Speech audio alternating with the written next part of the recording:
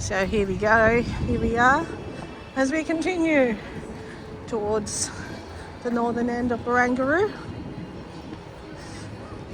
As I said, lots of runners. Look, it's a really good time to run given how cold it is. So here we go.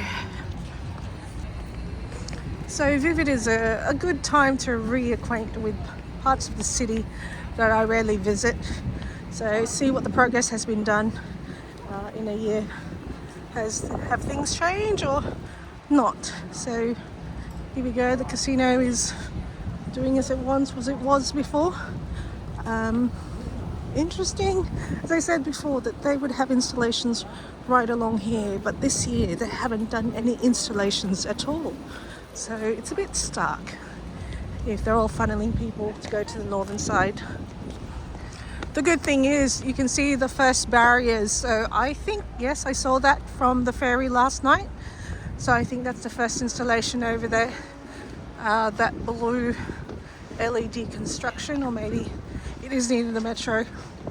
I haven't taken the metro at night, so maybe it is. Oh, it could be the installation. So, oh, there is even a video